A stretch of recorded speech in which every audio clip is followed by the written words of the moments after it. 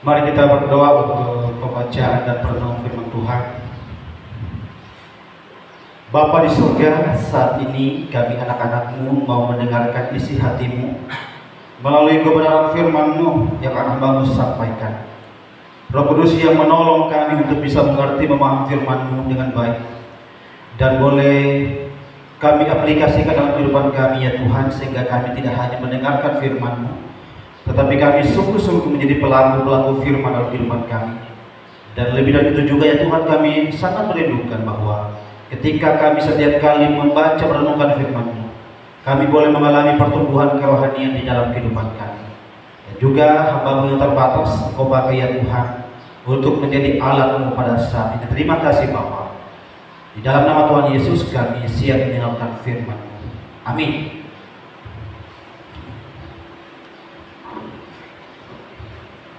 Selamat pagi Bapak Ibu. Puji Tuhan, hari ini Tuhan berikan kita kesempatan untuk bisa datang di rumahnya. Kita mau bersekutu memuji nama Tuhan. Ibadah kita Bapak Ibu bukanlah sebuah rutinitas belaka yang kalau kita tidak pergi kita malu kepada orang-orang. Tetapi ibadah hari Minggu adalah ibadah di mana kita mau bersyukur kepada Tuhan. Yang terutama di mana anugerah keselamatan yang Tuhan sudah berikan. Selain itu Tuhan berikan kita berkat jasmani, kita bisa makan, minum, bahkan kita bisa menikmati fasilitas yang ada. Itu sebuah karena Tuhan. Sehingga tidak ada alasan bagi orang percaya untuk tidak datang beribadah kepada Tuhan, kecuali kalau memang mereka sakit yang tidak bisa bangun. Nah Bapak Ibu Saudara, ketika tadi kita memulai ibadah kita dengan mengangkat satu pujian, di sana ada seekor burung gereja. Tapi saya mau sampaikan itu jangan dirohanikan ya, karena memang di sini itu banyak burung gereja yang kesana kemari. Jangan nanti dirohanikan, wow kita beribadah burung juga ikut, tidak. Karena mungkin bukan hanya saya melihat tadi, mungkin ada juga Bapak Ibu yang melihat dia di sini, kemudian datang kawannya, pergi mereka. Dan sekali lagi jangan dirohanikan, karena di ruangan ini itu memang tempatnya, gitu ya. Nah Bapak Ibu Saudara yang terkasih dalam Tuhan, mari saja kita membuka firman Tuhan di dalam 1 Korintus pasalnya yang ke-12 ayat 1 sampai ayatnya yang ke-6. 1 Korintus pasal 12 ayat 1 sampai 6.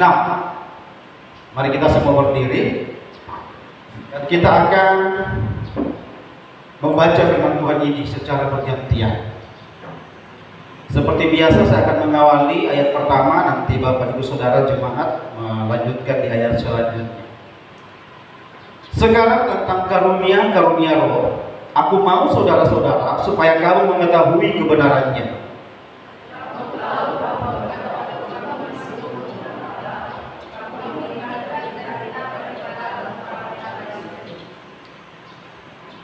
Karena itu aku mau meyakinkan kamu bahwa tidak ada seorang pun yang berkata-kata oleh Roh Allah dapat berkata terkutuklah Yesus, dan tidak ada seorang pun yang dapat mengaku Yesus adalah Tuhan selain oleh Roh Kudus.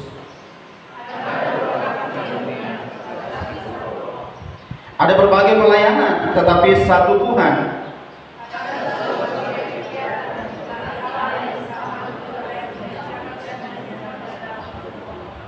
Silakan. Nah jemaat yang terkasih dalam Tuhan, sebagaimana yang kita ketahui bahwa hari ini adalah hari di mana kita merayakan Pentakosta. Harus dibedakan Pentakosta dan Pantekosta ya. Pantekosta itu adalah salah satu nama gereja, yaitu gereja Pantekosta di Indonesia. Tapi Pentakosta Bapak Ibu kita tahu bahwa ini adalah hari di mana Roh Kudus itu dicurahkan. Saudara ingat bahwa di dalam Kisah Rasul pasal 1 ayat yang keempat, Yesus melarang murid-muridnya untuk meninggalkan Yerusalem. Kenapa? Karena akan ada hari yang begitu penting di mana orang-orang Israel waktu itu akan merayakan hari raya pesta panen, yaitu hari raya pesta panen gandum. Dan semua orang-orang Yahudi di berbagai tempat di belahan bumi waktu itu, mereka kembali ke Yerusalem. Dan saudara, hari raya Pentakosta ini itu dirayakan selama 7 minggu setelah hari raya Paskah.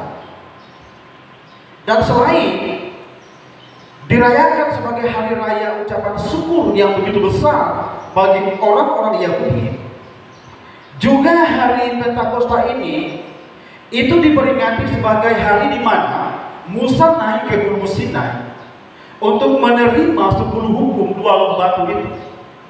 Sehingga 2 hari yang begitu penting ini disatukan. Sehingga kalau Bapak Ibu melihat di dalam Kisah Rasul pasal 2 ayat 5, dikatakan bahwa di Yerusalem tinggal begitu banyak orang-orang Yahudi yang saleh. Artinya mereka orang-orang Yahudi yang tersebar waktu itu, mereka kembali ke Yerusalem karena di sana akan dirayakan hari raya yang begitu penting bagi orang-orang percaya. Sama juga saya mendengar dari Bapak Ibu Saudara ketika akan diadakan Padungku di Manado, itu semua, ya, tidak semua juga, tetapi ada sebagian dari saudara-saudara orang Manado yang kembali ke sana karena pesta panen itu dirayakan setahun sekali, begitu ya.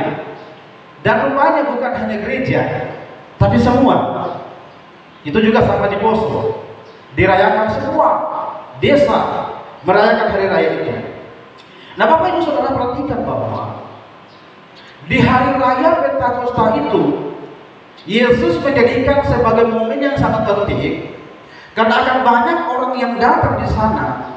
Kemudian di sanalah Yesus itu dikatakan mencurahkan Roh-Nya. Roh Kudus dicurahkan di hari Pentakosta. Jadi bagi kita orang percaya gereja, Pentakosta tidak kita rayakan sebagai hari raya panen gandum. Kita tidak rayakan sebagai hari di mana 10 hukum diterima, tetapi kita merayakan di mana Roh Kudus dicurahkan dan menjadi cikal bakal lahirnya gereja. Jadi mungkin ada yang bertanya, apa itu hari Pentakosta? Hari Pentakosta adalah hari di mana Roh Allah itu dicurahkan dan memenuhi semua orang percaya. Dan buktinya bahwa murid-murid waktu itu mereka memberitakan Injil dengan bahasa yang sebelumnya belum mereka ketahui, yaitu bahasa manusia. Ya, sebab ada yang bertanya, loh, bukankah mereka di orang-orang Galilea? Kenapa mereka bisa berbicara dengan bahasa kita? Jadi bahasa yang mereka pakai itu adalah bahasa yang bisa dimengerti oleh orang-orang waktu itu. Sehingga Bapak Ibu perhatikan bahwa yang menjadi inti di sana, di mana Injil disampaikan. Peristiwa Pentakosta ini sudah terjadi begitu lama. Namun hari ini kita mau melihat bersama bahwa bagaimana Roh Kudus itu juga terus bekerja di dalam hidup kita. Hari ini kita mau belajar bagaimana Roh Kudus itu bekerja di dalam hidup. Perhatikan Bapak Ibu Saudaraku bahwa Filipi 1 ayat 13 dan 14 mengatakan bahwa ketika engkau menerima Yesus sebagai Tuhan dan Juru Selamatmu, maka Roh Kudus itu dimateraikan di dalam hidupmu, ya, hidup orang percaya. Sehingga Roh Kudus itulah yang menjadi jaminan bagi kita bahwa kita ini milik Tuhan. Karena materai itu tidak bisa dibatalkan. Materai itu tidak bisa dibatalkan begitu saja, dibatalkan secara sepihak. Kenapa? Karena materai atau Roh Kudus itu adalah sesuatu yang permanen. Artinya apa Bapak Ibu? Bahwa Roh Kudus itu tinggal permanen di dalam kehidupan kita. Lalu bagaimana dengan orang-orang yang hidupnya itu bertentangan dengan pimpinan Roh Kudus? Dua hal saja yang kita bisa lihat, bahwa yang pertama, kemungkinan besar bahwa orang itu belum sungguh-sungguh dimateraikan dengan Roh Kudus.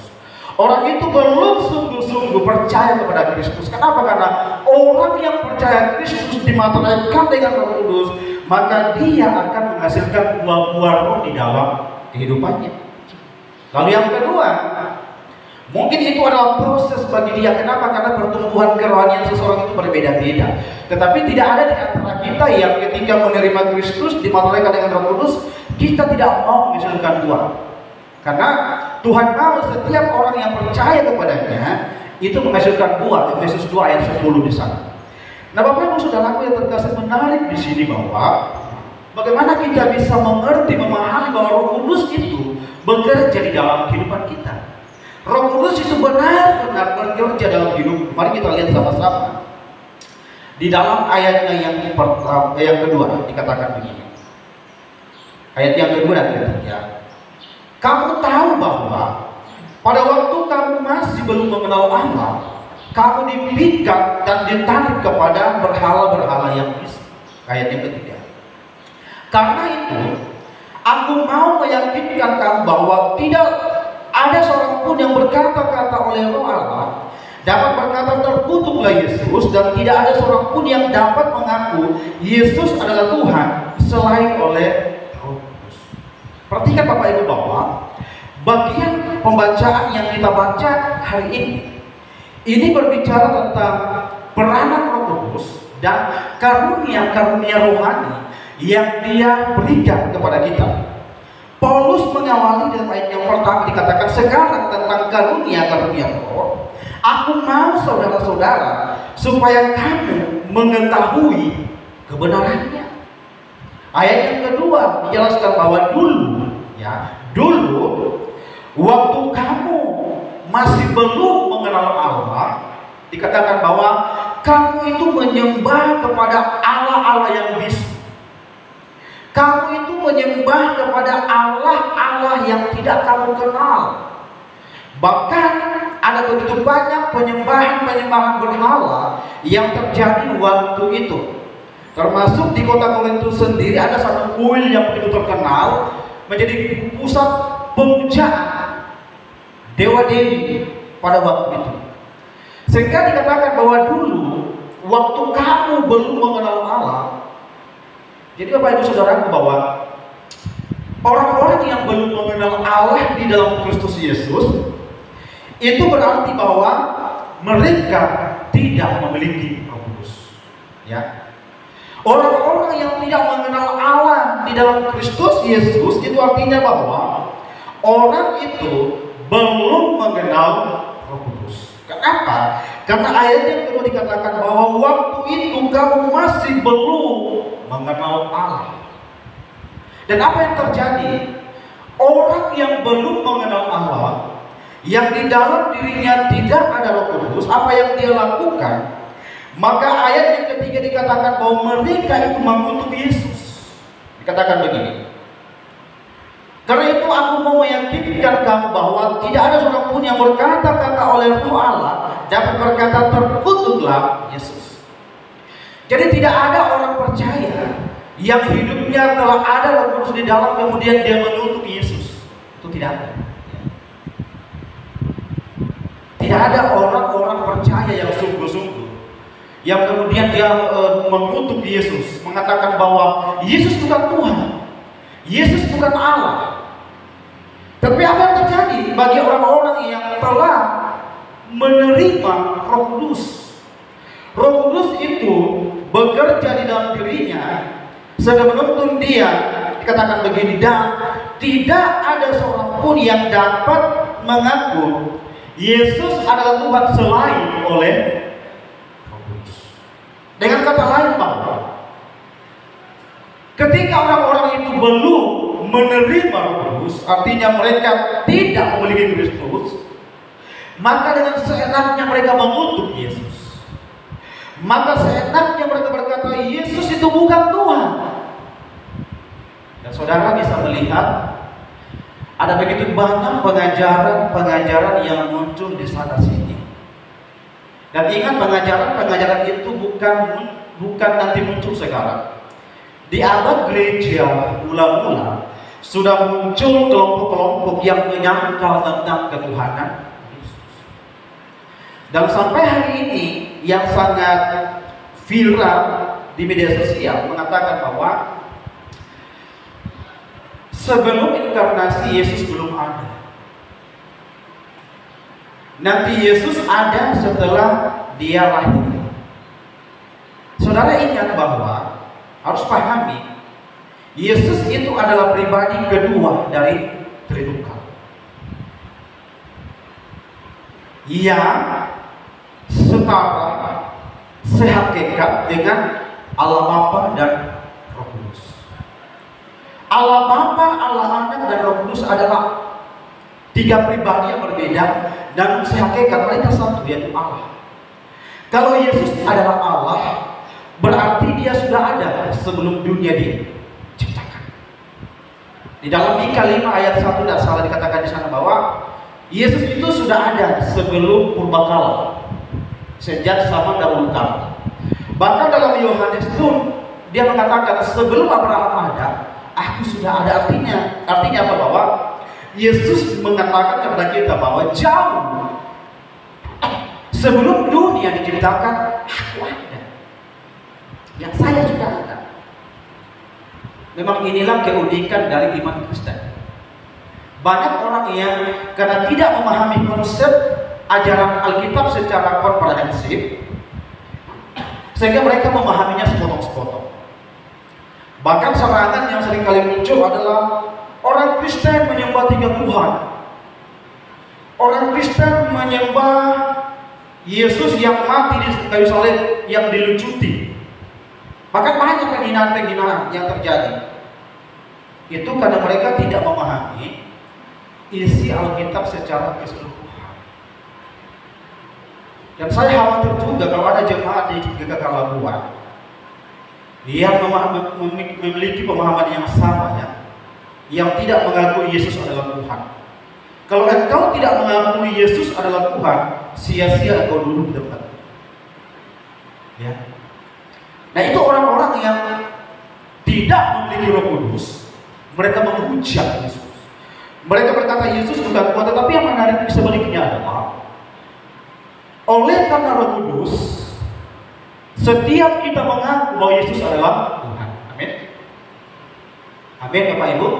Jangan ragu. Katakan amin bahwa Yesus adalah Tuhan. Sehingga berbicara Roh Kudus yang bekerja di dalam hidupku, perhatikan bahwa Roh Kudus itu menuntunku untuk mengenal Allah. Ya. Roh Kudus yang bekerja di dalam hidupku, Roh Kudus itu menuntunku untuk mengenal Allah. Ini Yesus. Nah, Bapak Ibu saudara, tanpa Roh Kudus yang tinggal di dalam diri kita, maka kita tidak akan bisa mengenal Allah kita. Tanpa Roh Kudus yang tinggal di dalam diri kita, maka kita tidak akan bisa memahami Yesus adalah Tuhan. Ada ajaran yang mengatakan bahwa Yesus itu adalah ciptaan, sama seperti manusia biasa. Itu sebabnya mereka tidak mau mengakui bahwa Yesus adalah Tuhan. Bahkan seringkali orang berkata, Yesus kan tidak pernah bilang, aku Tuhan sebab aku. Tidak perlu presiden berkata saya ini presiden. Ya. Presiden kita kan Presiden Prabowo. Tidak perlu dia mengatakan aku ini presiden. Kita sudah tahu.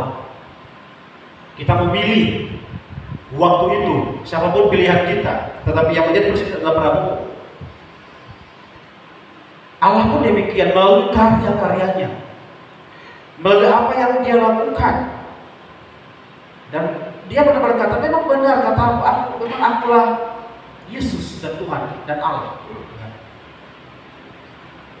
Kan kadang-kala seringkali ada orang yang mungkin dia baru memiliki sedikit sesuatu, kemudian dia surga. Tetapi Allah yang punya segala-galanya, yang Alkitab memberitahukan kepada kita siapa dia tidak sombong. malah dia datang ke dalam dunia untuk supaya manusia bisa mengenal dia. Di dalam perjanjian lama, ketika Allah menyatakan dirinya, itu Allah menggunakan pribadi-pribadi para nabi, ya, dan lain sebagainya. Namun di dalam perjanjian baru, Allah yang berbicara kepada para nabi itu dapat dilihat oleh semua orang waktu itu di dalam siapa? Di dalam pribadi Yesus Kristus. Sehingga dia berkata, akulah jalan dan kebenaran dan hidup. Tidak ada seorang pun yang bisa sampai ke surga kalau tidak melalui. Pertanyaannya adalah, apakah saya dan Bapak itu sungguh-sungguh sudah memahami dengan benar bahwa Yesus adalah Tuhan? Kalau engkau sungguh-sungguh sudah memahami bahwa Yesus adalah Tuhan, Allah yang datang ke dalam dunia, di dalam diri Yesus yang telah menyelamatkan kita dari dosa, maka engkau akan setia kepadanya. Engkau akan setia berpegang penuh kepada Yesus. Engkau tidak akan ragu-ragu lagi untuk menerima Yesus di dalam kehidupan. Karena Roh Kuduslah yang menolong kita, menuntun kita untuk bisa mengenal Yesus dengan benar. Kemudian karena pengenalan itulah sehingga kita bisa menerima Dia dalam kehidupan kita. Dan ketika kita sudah sungguh-sungguh mengenal Allah di dalam Yesus Kristus, maka yakinlah bahwa kita akan setia untuk beribadah kepada Tuhan. Amin. Saya dan saudara akan setia beribadah kepada Tuhan. Karena Yesus yang adalah Tuhan yang saya katakan tadi, pemilik segala-galanya, pemilik surga dan pemilik bumi ini, pemilik keselamatan yang kekal dan pemilik semua apa yang kita miliki. Apakah kita tidak malu sama Tuhan yang sudah memberkati kita dengan berkat keselamatan, memberkati kita dengan berkat materi, lalu kemudian kita tidak mau datang kepada Tuhan? Saudara terkasih dalam Tuhan, ibadah seperti ini bukanlah ibadah yang biasa-biasa saja. Tetapi di mana kita itu dikatakan beristirahat dari pekerjaan kita, kemudian kita khususkan satu hari untuk Tuhan, bersekutu bersama orang percaya dan bersama dengan Tuhan. Dan ini adalah panggilan Tuhan bagi kita. Ingat bahwa waktu Tuhan bebaskan umatnya dari Mesir, Tuhan ingin supaya karena di Mesir mereka tidak bisa beribadah, mereka diperbudak di Mesir, jadi Tuhan bawa mereka ke Kanaan. Dan sepanjang perjalanan mereka di padang gurun, mereka membangun mezbah untuk Tuhan. Ya. Sehingga Bapak Ibu sangat disayangkan kalau kita sudah tahu bahwa Yesus adalah Allah, Yesus adalah Raja yang layak disembah. Tapi kenyataannya banyak orang yang tidak mau datang ibadah, tidak tertarik datang sama Tuhan. Tetapi yang anehnya, mereka tertarik kalau ada berkat-berkat, kalau ada KKR pemulihan, kalau ada KKR apa itu lagi, pemulihan sakit, pemulihan ke perekonomian, wah bisa jadi semua akan pergi. Tetapi setelah itu tidak pernah datang ke gereja. Padahal di gereja, Pak, sebenarnya tempat kita untuk bertumbuh. Kalau engkau mengenali Yesus adalah Tuhan, maka engkau akan membawa seisi rumah untuk menyembah Tuhan. Bawa mereka untuk benar-benar mengenal Kristus di dalam kehidupan mereka. Jadi Roh Kudus bekerja dalam hidupku. Apa yang Dia lakukan? Dia menuntunku untuk mengenal siapa Allah di dalam Kristus Yesus. Bahkan saudara, Yohanes 20 ayat 28, Thomas berkata begini. Thomas menjawab, iya Tuhanku dan Allahku. Siapa dia? Yesus. Ada pengakuan dari dalam diri Thomas yang tadinya ragu.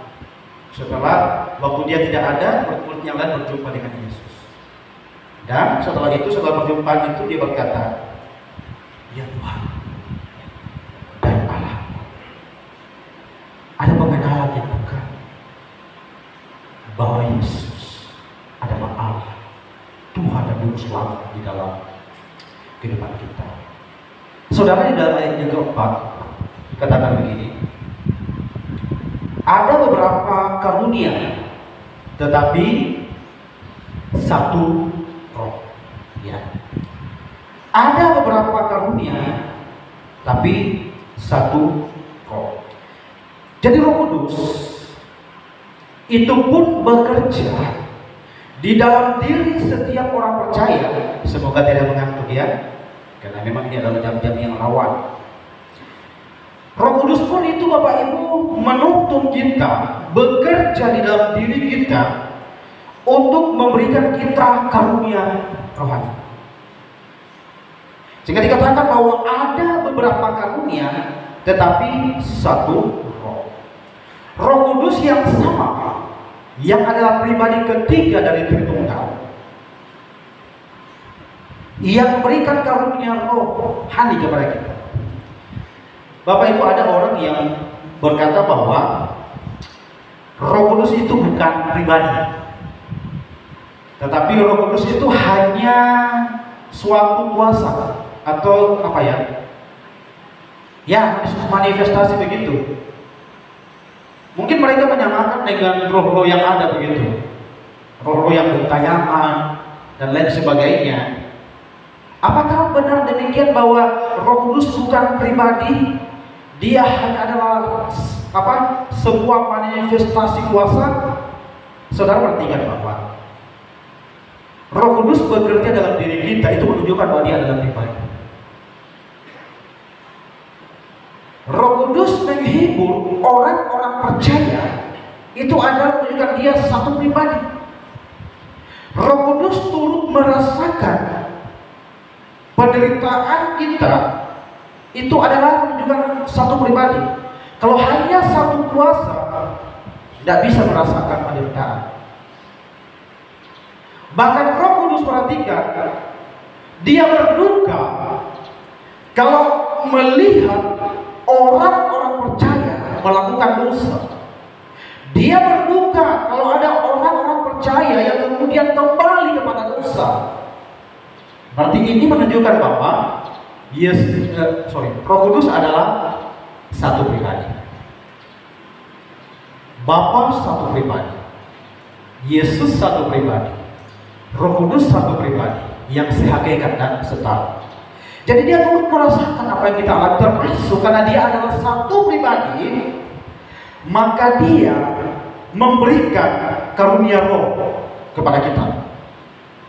Perhatikan ayat yang ke-11 dikatakan, namun semuanya ini dikerjakan oleh roh yang satu dan yang sama, yang memberikan karunia kepada tiap-tiap orang secara khusus.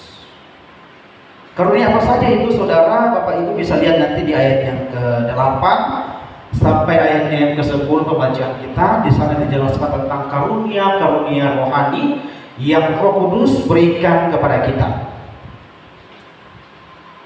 Apa tujuan dari karunia rohani itu, Bapak Ibu? Tujuannya adalah untuk memuliakan Tuhan. Tidak ada karunia yang lebih tinggi, tidak ada karunia yang lebih rendah. Perhatikan, semua karunia itu nilainya sama. Semua karunia itu harusnya saling membangun. Kenapa? Karena diberikan oleh roh yang sama. Sehingga tidak ada di antara kita yang sombong kalau kita pandai berkhotbah.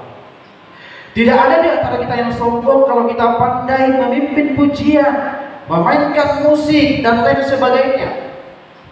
Justru karunia rohani yang diberikan kepada kita adalah untuk membangun. Untuk membangun. Makanya karunia rohani itu digambarkan seperti satu tubuh. Kalau semua tubuh ini mata semua, aneh kan kelihatan. Kalau semua tubuh ini kaki semua, aneh kelihatan.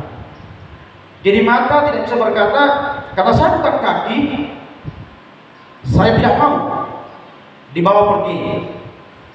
Karena saya bukan telinga berterus, karena saya bukan mata, maka saya tidak berfungsi. Saudara, Kita ini adalah anggota tubuh Kristus. Perhatikan, yang diberikan karunia rohani yang berbeda-beda, tetapi tujuannya adalah untuk memuliakan nama Tuhan.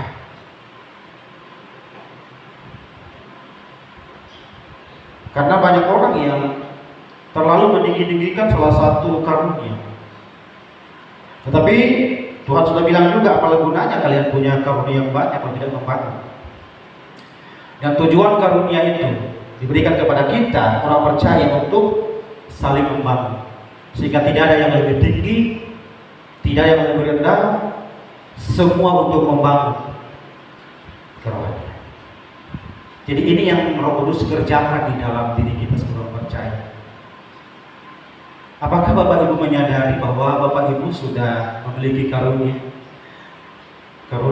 roh, karunia rohani? Sadarilah itu dan katakan sama Tuhan bahwa saya mau mempergunakan karunia ini untuk kemuliaan Tuhan. Dan karunia itu tidak akan berguna kalau tidak dipraktekkan.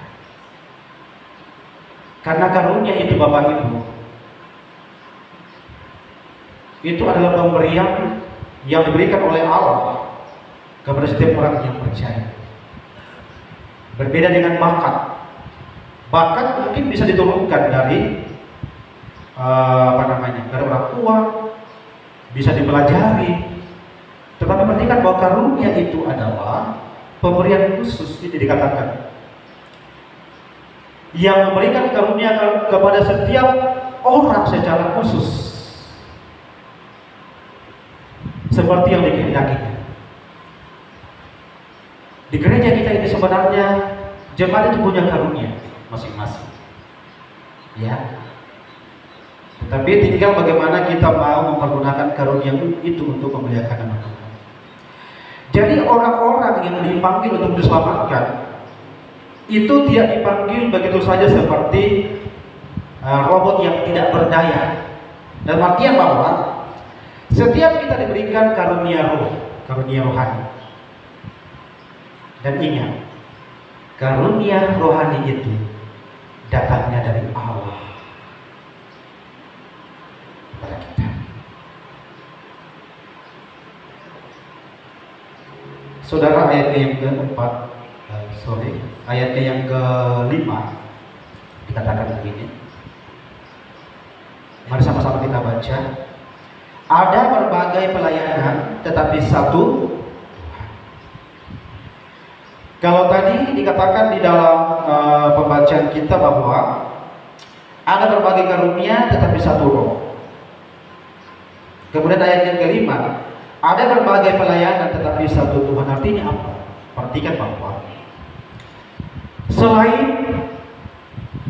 karunia roh yang diberikan kepada kita setelah kita dimateraikan dengan Roh Kudus karena sudah terima Yesus, maka Allah yang sama atau roh yang sama itu juga itu menetapkan kita untuk menjadi pelayan.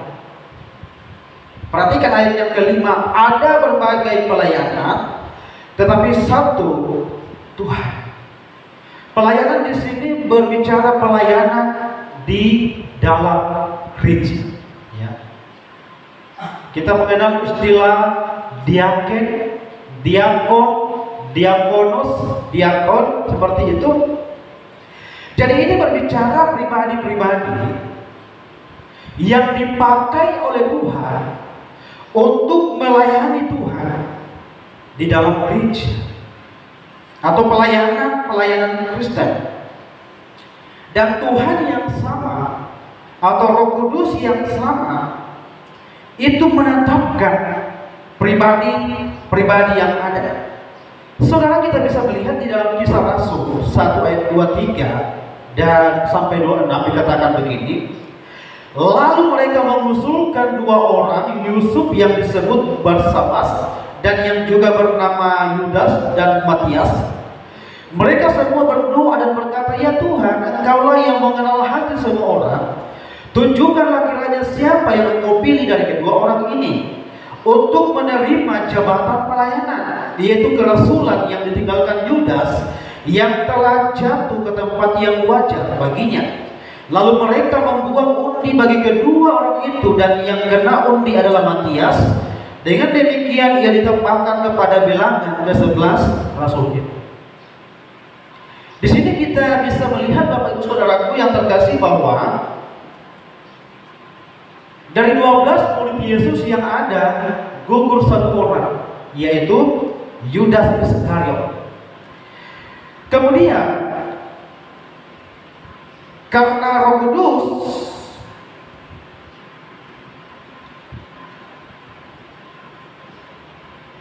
dicari pengganti Yudas untuk menambahkan kekurangan dari satu orang ini, yang tadinya 12 menjadi 11.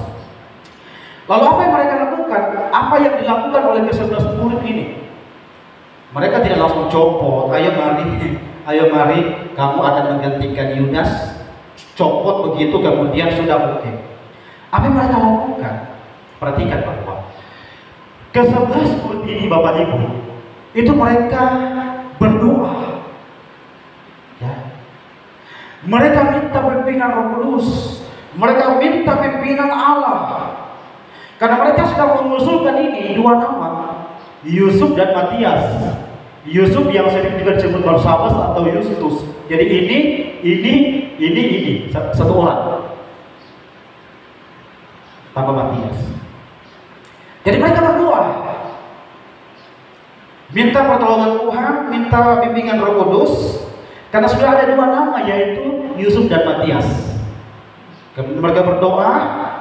Di dalam ayat yang ke-24 dikatakan mereka semua berdoa dan berkata, "Ya Tuhan, Engkaulah yang mengenal hati semua orang. Tunjukkanlah kiranya siapa yang Engkau pilih dari kedua orang ini untuk menerima jabatan pelayanan yang tadi." Di dalam ayat yang ke-5 itu yang dikatakan ada beberapa pelayanan. Itu berbicara jabatan pelayanan, yaitu kerasulan yang ditinggalkan Yudas, yang telah jatuh ke tempat yang wajar baginya. Jadi saudara, ke-11 murid waktu itu tidak serta-merta mereka, karena ada hubungan dekat dengan orang-orang itu kemudian mereka mengambil, tidak. Yang mereka lakukan adalah mereka berdoa. Kenapa? Karena ini adalah pekerjaan Tuhan, menjadi seorang rasul di dalam pekerjaan Tuhan. Sehingga mereka minta bimbingan Roh Kudus dan membawa undi bagi kedua orang itu, dan yang kena undi adalah Matias. Dengan demikian ia ditambahkan kepada bilangan ke-11 rasul itu. Jadi saudara, Roh Kudus itu menetapkan kita untuk menjadi pelayan. Tetapi perhatikan juga bahwa Roh Kudus itu tidak sistem tunjuk. Kamu, ya, tidak. Roh Kudus memakai orang-orang yang bertumbuh secara rohani untuk mendoakan, kemudian memilih siapa yang akan menjadi pelayan Tuhan. Dan itu juga yang terjadi di dalam persekutuan kita. Kita mendoakan, kemudian kita menetapkan seseorang untuk menjadi pelayan Tuhan di tempat ini, menjadi seorang diakan. Dan juga di dalam Kisah Rasul 6 ayat 3 dan 5 dikatakan begini. Karena itu saudara-saudara, pilihlah 7 orang dari antaramu yang terkenal baik dan penuh roh dan hikmat, supaya kami mengangkat mereka untuk tugas ini. Berbicara tentang para diaken. Ada 7 orang di sana. Kalau tadi itu berbicara para rasul, kemudian ini memilih diaken. Usul itu diterima baik oleh semua jemaat. Lalu mereka memilih Stefanus, seorang yang penuh iman dan Roh Kudus, dan Filipus, Prokorus, Nikanor, Timon, Pamenas, dan Nikolaus, seorang penganut agama Yahudi dari. Jadi semua karena pimpinan Roh Kudus, Bapak Ibu Saudaraku. Sehingga pribadi-pribadi ini, termasuk tadi yaitu siapa tadi itu dikatakan dalam pembacaan kita, Yusuf. Kemudian mereka ini, ketujuh para diaken ini, saudara, mereka tidak langsung serta-merta diangkat. Para rasul itu mengumumkan kepada jemaat, kemudian jemaat diikutkan untuk berdoa, mendoakan siapa yang kita pilih menjadi pelayan. Sehingga terpilihlah ketujuh orang ini yang penuh dengan Roh Kudus. Apa maknanya bagi kita Bapak Ibu? Perhatikan bahwa Roh Kudus pun itu menetapkan setiap kita untuk melayani Tuhan. Jadi kalau ada di antara kita selain daripada diaken, hamba Tuhan yang dipilih untuk melayani, ingat, itu sudah didoakan, ya, itu sudah didoakan. Dan kami pun itu tidak akan serta-merta menetapkan orang untuk masuk di dalam wilayah penakalan. Kita mencari orang yang benar-benar mau dipimpin oleh Roh Kudus. Orang yang dipimpin oleh Roh Kudus, Bapak Ibu, dia akan bertanggung jawab terhadap pelayanan. Bukankah di warta gereja, warta jemaat sudah ada siapa yang khotbah, siapa yang liturgis, siapa yang singan, siapa yang menyambut jemaat. Tapi kadang-kadang Bapak Ibu, seringkali menyambut jemaatnya itu lambat datang. Berarti dia tidak menyadari bahwa dia dipakai oleh Roh Kudus untuk mengambil bagian dalam melayani. Kolekta, apalagi ada LCD, dan termasuk kita semua Bapak Ibu ya. Tuhan tidak pernah salah di dalam memilih setiap orang. Yang salah adalah ketika kita tidak mau menyadari bahwa Tuhan memilih kita. Bahkan seringkali juga ada orang berkata bahwa hanya yang ada di sini yang melayani. Ingat Bapak Ibu bahwa baik yang ada di sini maupun yang ada di sana, ingat, kita semua adalah datang untuk melayani Tuhan. Kita datang untuk melayani Raja, menyembah Raja. Yang ada di barisan sini ini itu adalah mereka mengarahkan. Sehingga perlu dicatat bahwa jangan sampai ada jemaat yang datang hanya sebagai penonton, bukan sebagai penyembah. Jemaat yang datang sebagai penyembah, dia akan menikmati alur dari ibadah itu. Bahkan dia akan datang lebih awal dan pulang lebih akhir. Kenapa? Karena dia sadar bahwa dia datang untuk menyembah Tuhan, menyembah Allah. Sehingga rentetan ibadah itu dia akan nikmati dengan baik. Berbeda dengan penonton. Penonton itu mau datang kapan saja dia datang. Ya, mohon maaf Bapak Ibu ya, tidak sedang menyinggung. Tetapi ini untuk bagaimana kita bisa melihat bahwa apakah saya ini datang ke gereja sungguh-sungguh sebagai seorang penyembah. Karena kalau kita hanya sebagai penonton, ya sudah, kita mau datang kapan saja. Mau khotbah berlangsung pun kita bisa datang, karena kita hanya penonton. Dan kita tidak akan bisa menikmati utuhnya ibadah itu. Saudara, mulai dari lonceng dibunyikan sampai kepada warta gereja selesai, itu adalah satu kesatuan ibadah. Saat foto, ya, kita semua berdiri, kita memproklamirkan bahwa Allah Tritunggal ada di sini. Dan setelah ibadah doa berkat, jemaat semua diberikan berkat. Kalau di kampung saya dulu, karena doa syafaat sudah dikenal sebagai doa yang terpanjang. Bahkan doa syafaat ini bisa jadi sama durasinya dengan khotbah. Jemaat Tuhan, kita akan masuk dalam doa syafaat, mari kita berdoa.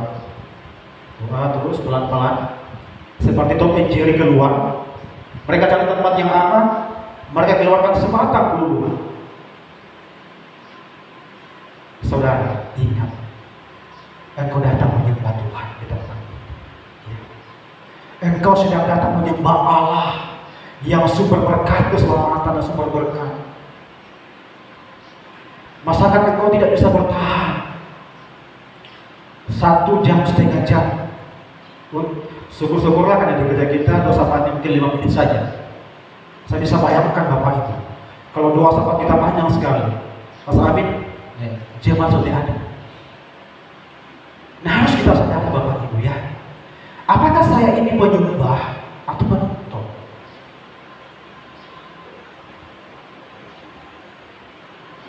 Perhatikan di sini. Roh Kudus bekerja dalam hidupku. Apa yang dia lakukan, Bapak Ibu Saudara? Yang pertama,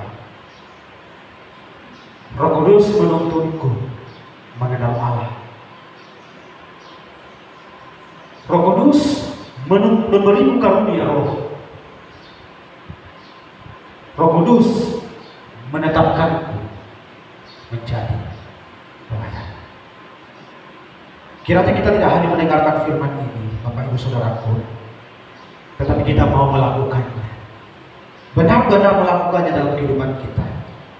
Sehingga saya katakan tadi, kita bukan hanya kita bukan penonton di dalam ibadah, tetapi kita adalah penyembah yang benar. Saudara, mari kita dudukkan kepala dan kita akan masuk di dalam doa syukur kita bersama. Tuhan, terima kasih. Kalau hamba-Mu dalam keterbatasan sudah selesai menyampaikan firman-Mu, biarlah Roh Kudus yang terus bekerja dalam hidup kami, sehingga terus menyadarkan kami, mengingatkan kami untuk melakukan setiap kebenaran firman, sehingga hidup kami semakin hari semakin berdampak bagi kemuliaan Tuhan. Bahkan hidup kami juga semakin hari semakin mempermuliakan nama Tuhan. Tabiat-tabiat dosa, kebiasaan-kebiasaan yang buruk kami tinggalkan di dalam kehidupan kami, karena ada Roh Kudus di dalam diri setiap kami orang percaya. Bawa kami terus ya Tuhan untuk tidak mempertahankan keegoisan kami, tetapi kami mau melihat segala sesuatu yang kami lakukan apakah berkenan bagi Tuhan dan menjadi teladan bagi sesama kami. Terus mampukan kami jadi pelaku-pelaku firman-Mu ya Tuhan. Bapa yang baik, berkati terus kehidupan kami berjemaah di tempat ini. Kami percaya bahwa kami boleh ada di dalam satu keluarga GKKA Indonesia cabang Labuan. Itu karena pertolongan Tuhan. Kami bersyukur buat pribadi-pribadi yang telah Tuhan pakai 15 tahun yang lalu untuk bisa menghadirkan kerajaan Allah di Kecamatan Labuan, menghadirkan gereja Tuhan. Tuhan terus pakai mereka. Sebagian mereka telah Kau panggil pulang ya Tuhan. Dan biarlah apa yang mereka lakukan teladan iman menjadi semangat bagi kami untuk memajukan pelayanan di sini. Ya Tuhan, kami tidak mau pelayanan ini hancur. Kami ingin pelayanan terus berjalan. Jika Tuhan hadirkan kami pribadi-pribadi di sini, Tuhan juga akan memberikan hati kami untuk terus mengasihi Tuhan, untuk terus mengasihi sesama kami yang ada di tempat ini. Kami tidak mau menjadi provokasi kehancuran jemaat ini ya Tuhan, tetapi kami mau menjadi pribadi yang terus berjalan untuk bisa memajukan pelayanan ini, menghadirkan damai sejahtera Allah di antara sesama yang ada. Engkau berkati kami para hamba-Hamba majelis jemaat ya Tuhan, yang Tuhan tetapkan secara khusus untuk dapat memimpin jemaat ini. Biarlah hati kami terus tertuju kepada Tuhan. Berkati juga untuk seluruh jemaat yang boleh bergandengan tangan bersama kami melayani Tuhan. Berkati keluarga jemaat-Mu di dalam pekerjaan mereka, dalam pergumulan, dalam apapun yang mereka alami. Tuhan menolong. Semua anak-anak kami yang di dalam bangku pendidikan, Tuhan pun menolong. Yang sedang bekerja, Tuhan menolong. Yang sedang mencari pekerjaan juga, Tuhan menolong mereka. Bahkan jemaat-Mu yang sudah lanjut usia ya Tuhan, Tuhan menolong juga. Biarlah keteladan iman itu juga menjadi teladan yang baik bagi setiap kami. Bapa di surga, hari ini pun kami bersyukur untuk keluarga Bapak Marvin dan Ibu Arselina yang Tuhan telah menuntun pernikahan mereka sehingga tanggal 5 kemarin mereka merayakan ulang tahun pernikahan mereka. Terima kasih ya Tuhan. Berkati keluarga ini, berkati kedua anak mereka, bahkan pekerjaan yang sedang mereka rintis di Labuan. Tuhan menolong. Bahkan semua kami yang hadir saat ini ya Tuhan, dalam setiap pergumulan kami Tuhan menolong. Bahkan kami terus berdoa Tuhan menuntun keluarga kami. Terima kasih Bapak yang baik. Bangsa dan negara kami serahkan dalam tangan. Tuhan menolong, Tuhan memimpin setiap pemimpin yang ada, sehingga semua kebijakan yang mereka ambil dan mereka lakukan semua untuk hormat dan kemuliaan nama Tuhan dan mensejahterakan masyarakat yang ada. Terima kasih Bapak yang baik.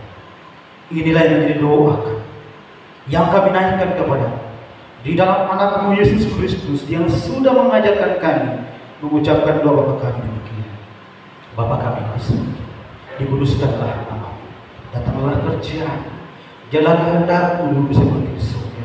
Berikanlah kami pada hari ini makanan kami secukupnya, dan ampunilah kami akan kesalahan kami, seperti kami juga mengampuni orang yang bersalah kepada kami, dan janganlah membawa ke dalam pencobaan, tetapi lepaskanlah kami daripada yang jahat, karena Engkaulah yang punya kerjaan dan kuasa dan kemuliaan sampai selama-lamanya. Amin.